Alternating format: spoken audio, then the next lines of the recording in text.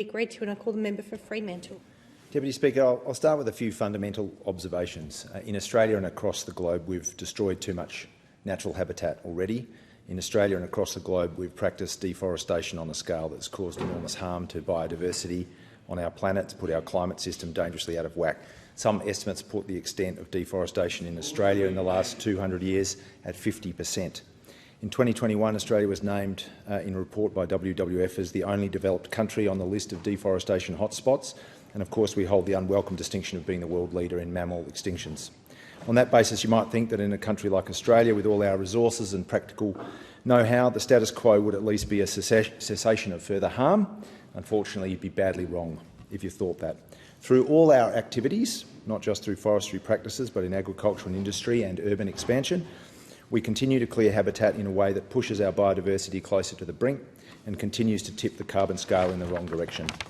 That doesn't mean that no clearing can or will ever occur again. It doesn't mean there's no place for very carefully managed and limited harvesting of non-plantation timber. It does mean we can't kid ourselves about the enormous harm that's already occurred. The motion refers to a sustainable hardwood industry. It would have been more persuasive if it had acknowledged that the industry for most of its existence in this country has been unsustainable, and if it acknowledged that the coalition government's done nothing particularly to make it sustainable.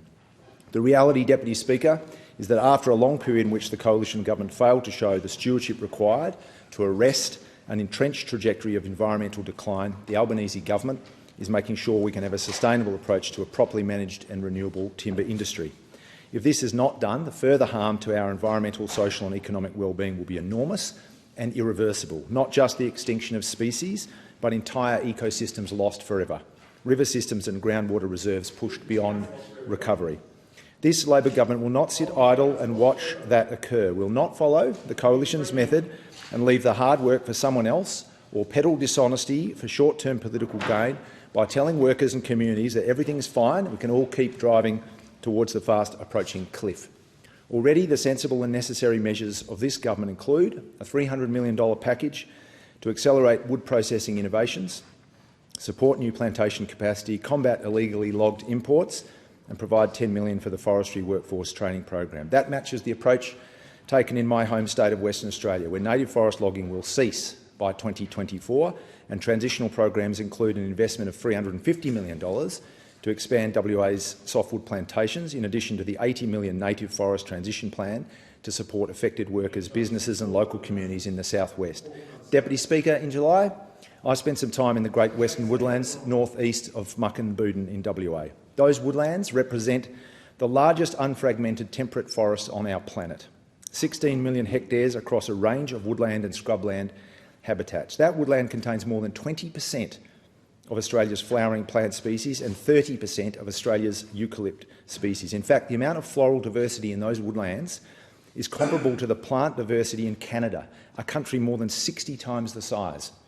But of course, those woodlands are already massively reduced from their original scale because the WA wheat belt, which occupies 18 million hectares, was carved out of a good portion of the incredible western woodlands when it was even greater than it is today.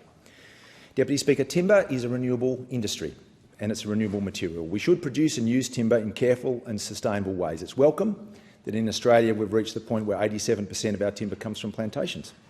We should get closer to 100% as quickly as we can. And where native forest harvesting can sustainably occur, it ought to be in relatively few and small areas. Serious impacts on wild native forest and habitat through logging or other land clearing activities have to cease in this country and on the planet as soon as we can. Otherwise, what would we expect? What would we expect other than what the science shows us? Further biodiversity loss and environmental collapse and widespread and severe impacts of climate change. That's what we'll get. The Deputy Speaker, the member for Gippsland is a very good fellow. I reckon he would have been super frustrated over the last decade to have been part of a government that was utterly irresponsible in grasping some of the big challenges, especially when he represents a community that will be at the sharper end of some of those challenges. It is indisputable to say that climate change and environmental degradation, which are entrenched in this country, will affect rural and regional Australians more sharply than those who live in capital cities, more sharply than the people in my community.